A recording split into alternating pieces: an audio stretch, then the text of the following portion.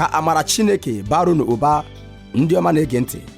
N'ebe ntụgharị gị nke ụbọchị taa, anyị ga-eleba anya n'isiokwu bụ nke akpọrọ mmadụ ndị zutere Jizọs.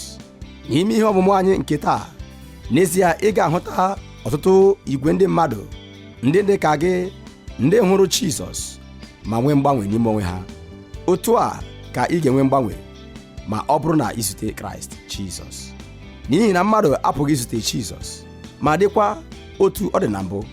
Taa n'isiokwu nke mbụ, Mary Magdalene, ị ga-ahụ ka Jizọs siri gbanwee ndụ nwaanyị a n'ụzọ na-enweghị atụ. Ugbu a gee ntị nke ọma ka ị nọrọ nke a dịka ị na-eme nke a. Ka Jehova Chineke gozie gị n'aha Jizọs. Amen.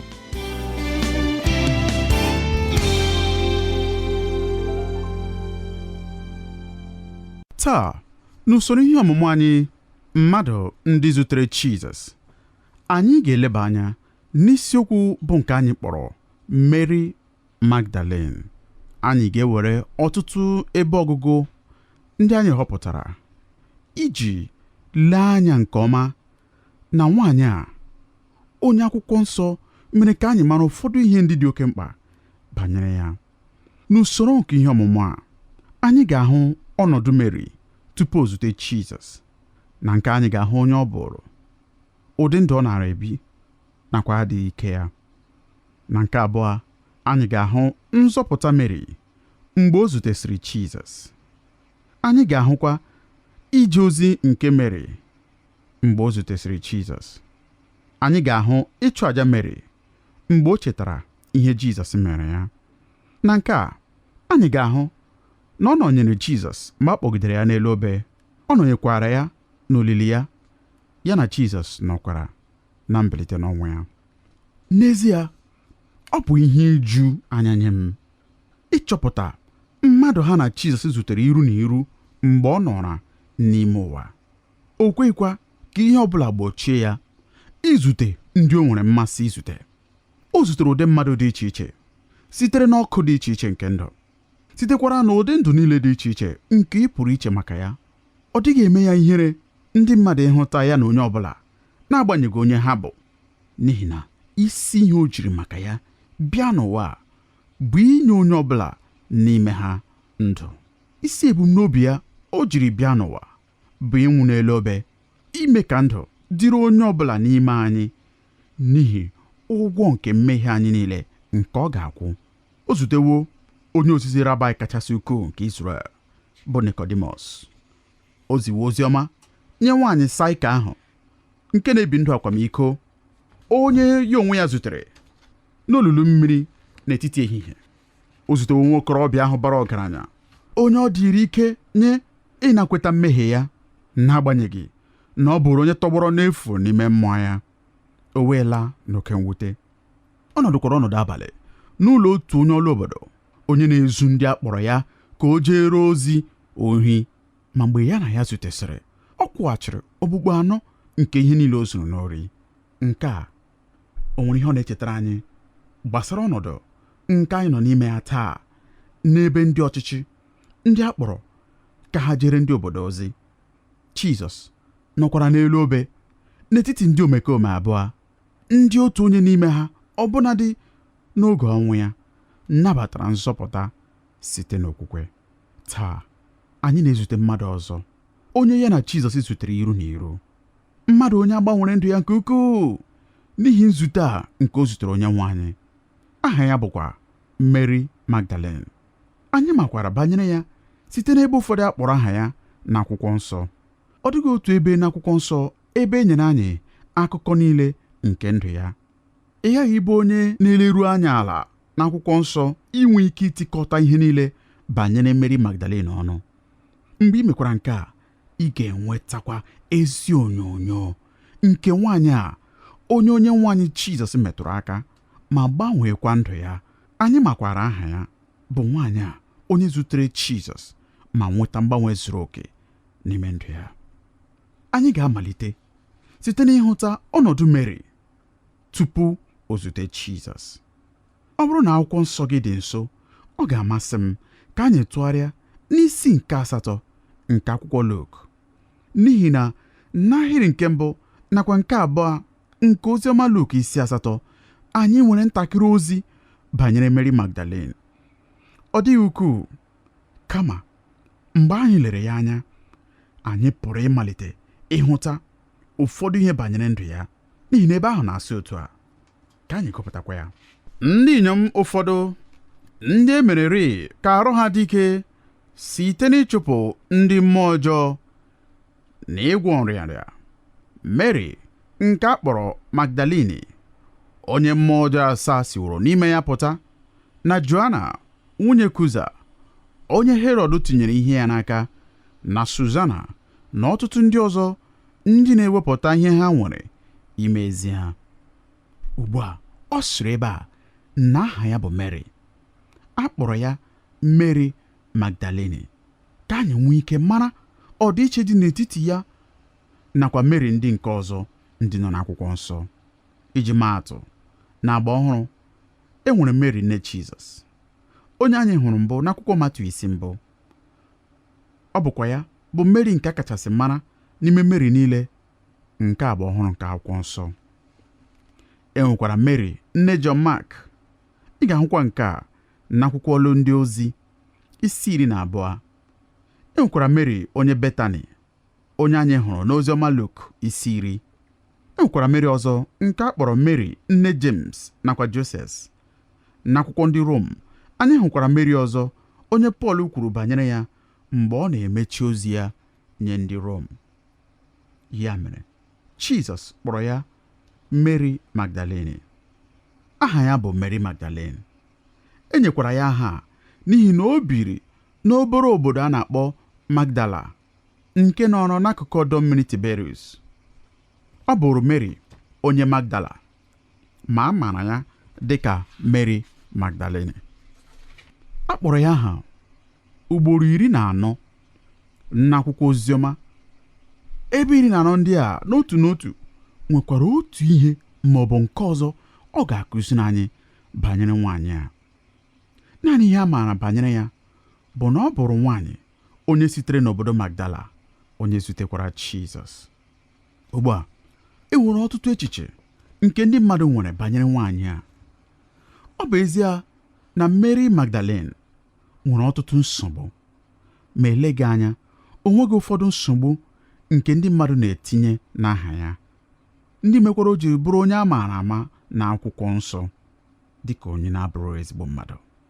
Iji maa atụ, otu onye sịrị na ọ bụ ya bụ nwaanyị onye a kachasị akatọ n'akwụkwọ nsọ.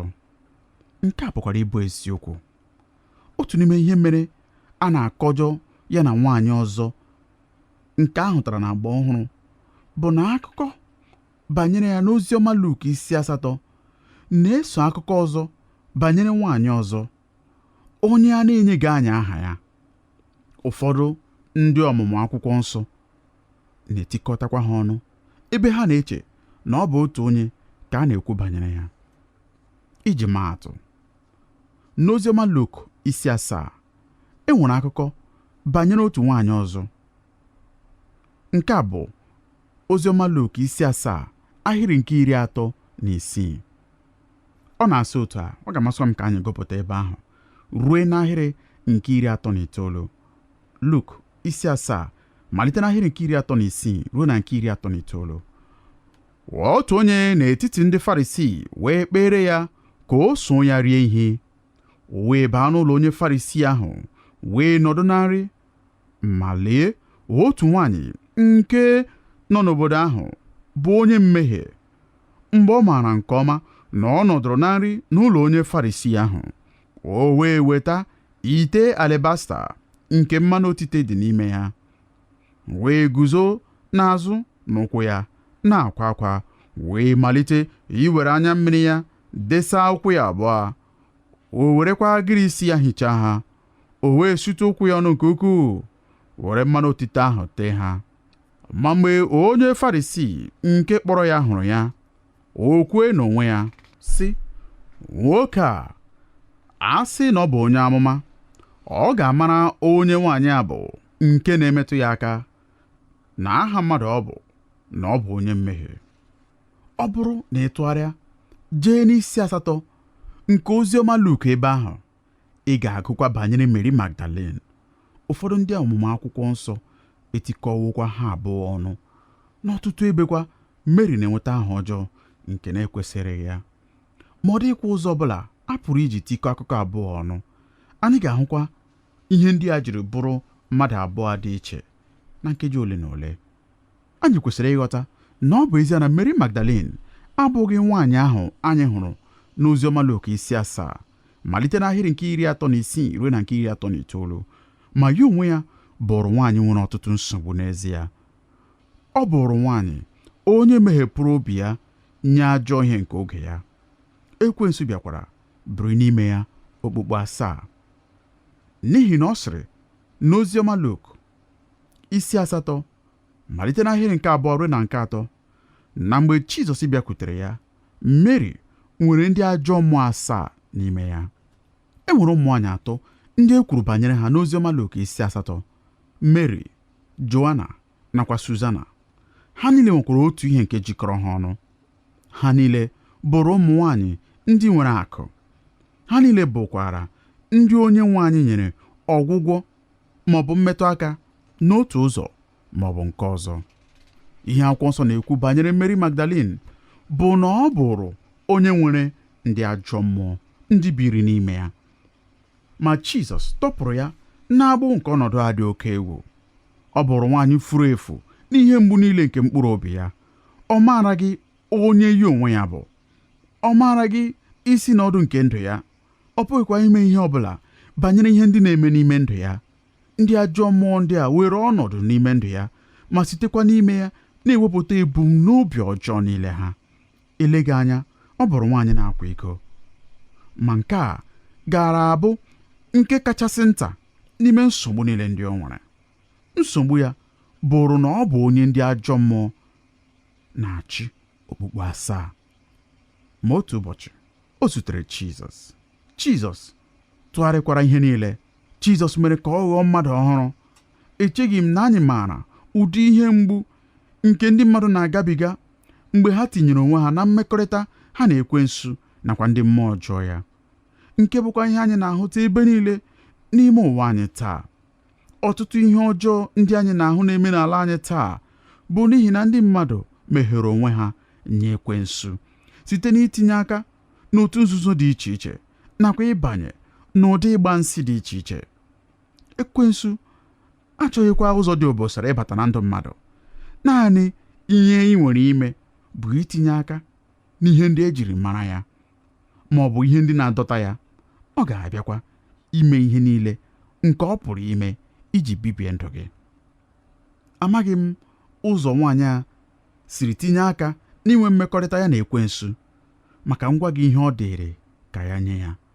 Anyị nwere obere ihe atụ nke ihe ọ dị ka ya mgbe mmadụ bụ onye nọ n'okpuru ọchịchị nke ndị ajọ mmụọ n'Oziọma Mark banyere mmadụ onye nọ n'okpuru ọchịchị nke ndị mmụọ ọjọọ. A na-akpọ ya onye Gadarin ahụ ndị mmụọ ọjọọ na-achị. Nke a bụkwa ihe akwụkwọ nsọ kwuru na ọ dị ka ya. Ka anyị gụpụtakwa ebe ahụ. Mark 5 malite n'ahịrị nke 1 ruo na nke 5. Ọ na-asị otu a: ha wee bịa ruo ofe ọzọ nke oke osimiri ahụ n'ala ndị Gerasa.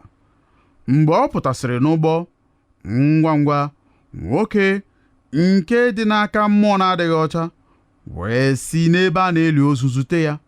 Nwoke ahụ nwere ebe obibi ya n'ebe ahụ a na-eli ozu.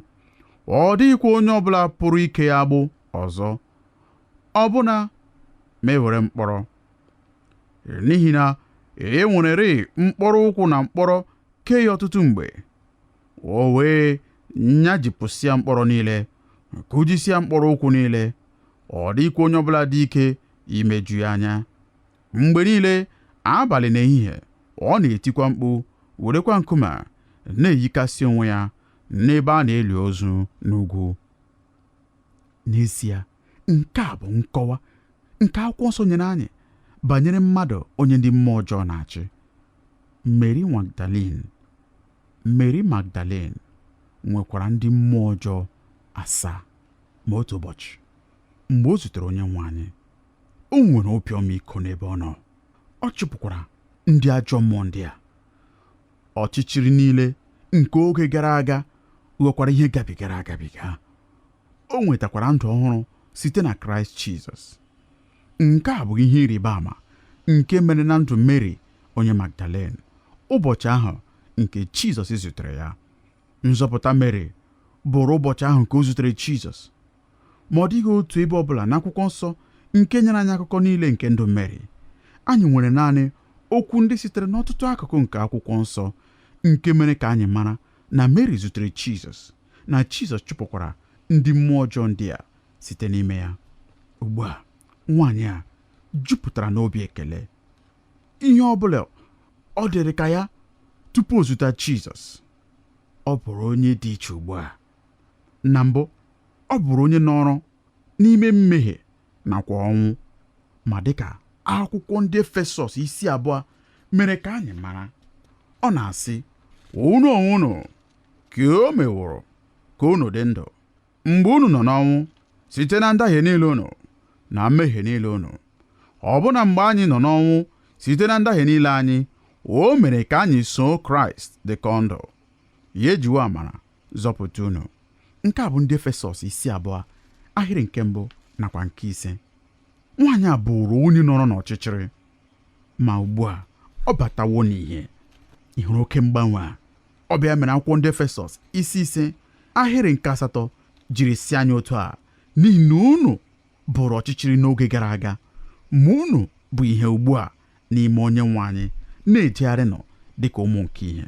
Ọ dị iche niile nke ị pụrụ iche maka ya n'etiti ihe nke ị chere bụ ajọ ihe kachasị ajọ ihe niile nke ị maara n'otu aka, nakwa ọṅụ na mgbaghara nke Chineke pụrụ ime ihe niile n'aka nke ọzọ.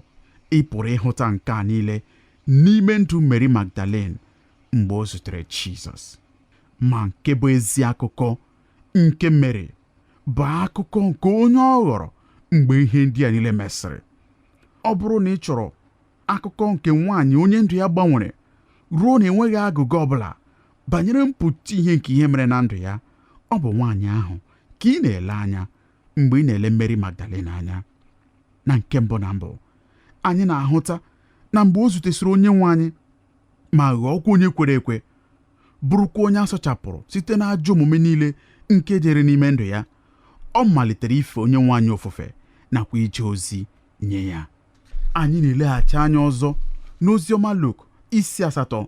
Anyị ga-agụkwa mkpụrụ okwu nke ahịrị a n'oke mkpachara anya. E kwuru maka ya n'Oziọma Luk 8 ahịrị nke 3, dịka otu n'ime ụmụ nwanyị ndị na-ewepụta ihe ha nwere iji jee ozi nye Kraịst. Ihe kpalikwara ha bụ obi ekele. Cheta na ụmụ nwanyị ndị a nwere ihe abụọ nke jikọrọ ha. Jizọs metụrụ ha aka, ọ gwakwara ha. Anyị maara adịghị ike nke Mary Magdalene nwere, ma anyị amaghị nsogbu nke mmadụ abụọ ndị nke ọzọ. Ma anyị maara nke a: ha bụrụ ndị agbanwere. Ha jupụtakwara n'obi ekele ruo na ha malitere iso Jizọs. N'Oziọma dịka Luk siri dee ya, emekwara ka anyị mara na nwaanyị a so na Jizọs ma jeekwa ozi nye ya site n'ihe o nwere. O doro anya na Mary nakwa ụmụ nwaanyị abụọ ndị nke ọzọ bụ ndị nwere akụ. Ọ bụkwa site na aka a ka ha jiri jee ozi nye Jizọs. N'ihi na ọ bụrụ na ị chetara, akwụkwọ nsọ mere ka anyị mara na Onyenwe anyị enweghị ebe ọ ga-edebe isi ya. Nke a bụ n'akwụkwọ Luk 9 ahịrị nke 58, nke na-asị otu a: Jizọs wee sị ya, nkịta ọhịa nwere ọnụ ha na-edina, anụ ufe nke eluigwe nwekwara ebe ha na-arara ụra, ma nwa nke mmadụ enweghị ebe ịtọgbụ isi ya. Ya mere, ụmụ nwaanyị ndị a jere ozi nye ya, rọpụta nye mkpa ndị o nwere. Erimeri, eleghị anya ebe obibikwa. Sitekwa n'ihe ha nwere, ha gosiri Onyenwe anyị ịhụnanya. Ha mekwara ya site n'obi ekele n'ihi ihe Chineke mere ha. Enyi m, ọ bụrụ na ị pụrụ ịhụta ihe Kraịst mere gị na nsọpụta gị, ị ga-achọ ka ị bie ogologo ndụ gị niile n'igosipụta ihe o mere gị. Ọ bụ nke a mere o ji dị mkpa na anyị ga-ejere Onyenwe anyị ozi. Akwụkwọ nsọ mere ka anyị mara na anyị bụ ndị a zọpụtara, ọ bụghị site n'ọlụ ezi omume nke anyị lụworo. ọ sịrị esiteghị n'ọlụ dị iche iche alụrụ n'ezi omume nke anyị onwe anyị lụrụ zọpụta anyị, nke a bụ n'akwụkwọ Taịtọs 3:5, kama anyị bụ ndị ekere eke n'ime Kraịst Jizọs ịlụ ezi ọlụ nke Chineke buru ụzọ dozie ka anyị wee jegharịa n'ime ha.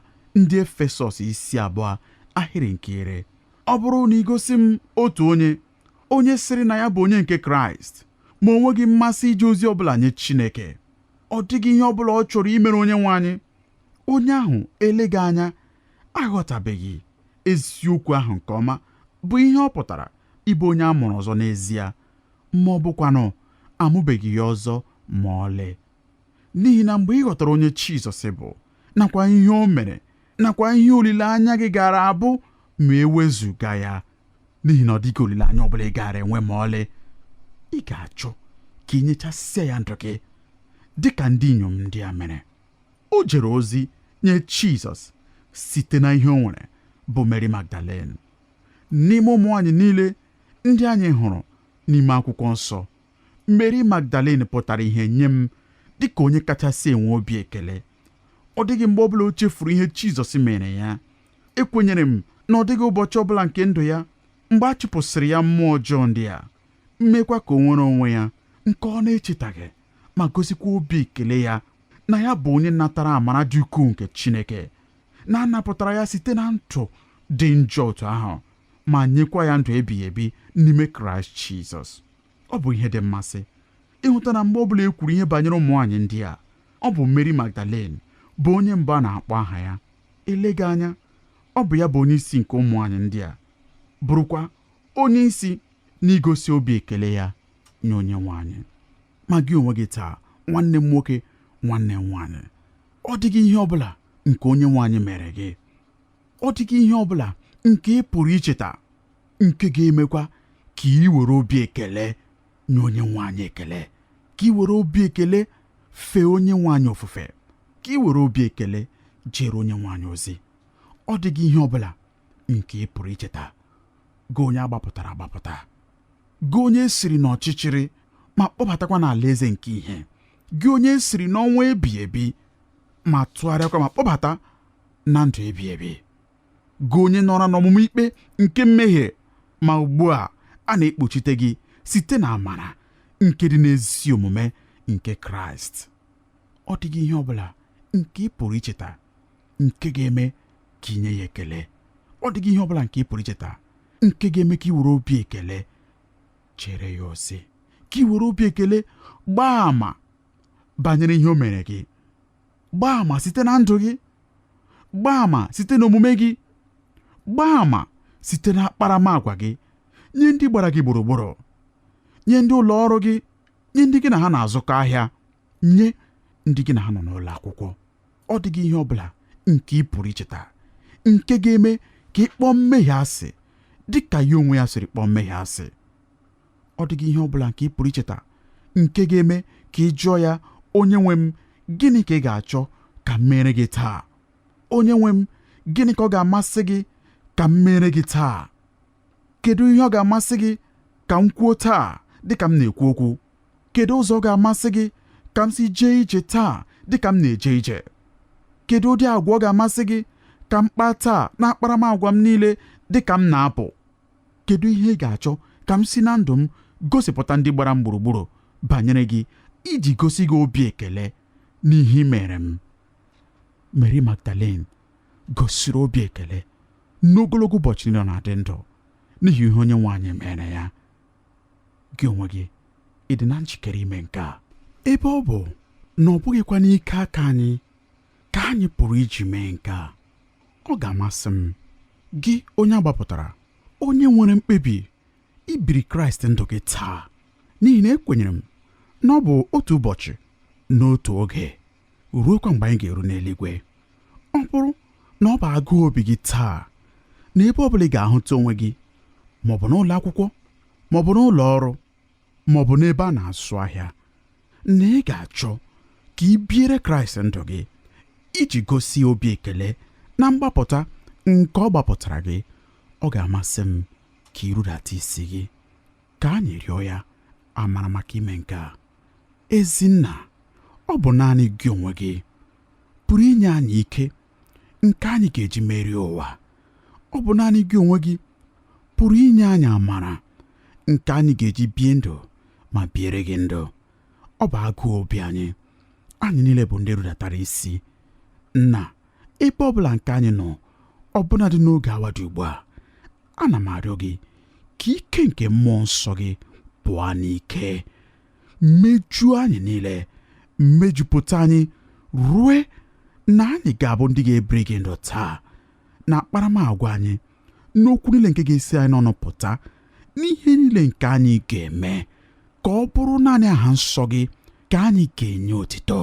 Nke a ga-abụkwa obi ekele anyị iji gosipụta ọlụọma nke ị lụrụ anyị na mgbapụta nke ị gbapụtara anyị, ma nye anyị ndụ ebighị ebi. Ekele dịrị gị Nna, n'ihi na anyị ma n'imewo nke a. Anyị makwa na amara gị zuru anyị, n'ihi na iwepụwo ike gị nye anyị ọbụla dị n'oge awa dị ugbu a. Ka ekele niile na nsọpụrụ niile bụrụ nke aha nsọ gị, n'aha Jizọs, amen. Unu niile bụ ndị na-ege anyị ntị, pụọ n'ike nke mmụọ nsọ taa, bikwa ndụ nke onye nke Kraịst, ndụ nke tozuru etozu, ndụ nke ọgbụgba ama nke ihe o mere gị. Dịka ị na-emekwa nke a, ka Onyenwe anyị gọzie unu n'ebe ọ dị ukwuu n'ụbọchị nke taa, n'aha Jizọs, amen.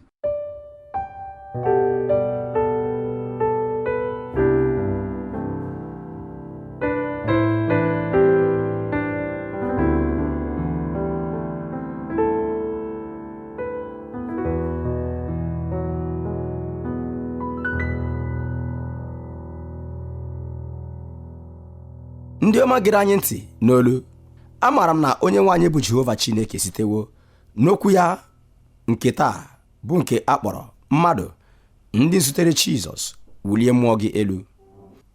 Ugbu a arịrịọ mbụ, dịka onye na-eso ụzọ nke Kraịst, ka ị ghara ị na-eme okomoko, ma jisie ike wetuo onwe gị ala ma jeere Onyenwe anyị bụ Chineke ozi dịka otu o kwesịrị. Ọ bụrụ na ị zutebeghị Kraịst, nke a bụkwa ohere ọma dịrị gị ịnara Jizọs Kraịst dị ka onye nzọpụta gị. Ọ ga-amasị m ka ị soro mkpe ekpere a. Onye nwe m na Chineke m, anụwo m okwu gị, amataghịkwa m na ọ bụ naanị n'ime gị ka ndụ dị. Ya mere ugbu a, ana m anabata gị dị ka onye nwe m na onye nzọpụta m. Bịa were ọnọdụ ma chịakwa achị n'ime m. Ekele dịrị gị n'ihi na ama m na ịnụwo olu m n'aha Jizọs, amen. Ụmụnne m na ụmụnna m, ọ bụrụ na unu chọrọ ịkpọtụrụ anyị, unu pụrụ ime nke a site na ịkpọtụrụ anyị n'eriri igwe telefon 234-8065024477, ma ọ bụ site na izitere anyị ozi email na twr2131@yahoo.fr, ma ọ bụkwanụ site na idetere anyị akwụkwọ ozi na Olu Ndị Igbo Radio Elwa, P.O. Box 12540, Aba, Abia Steeti nke Nigeria. Ka Onyenwe anyị gọzie unu n'aha Jizọs, amen.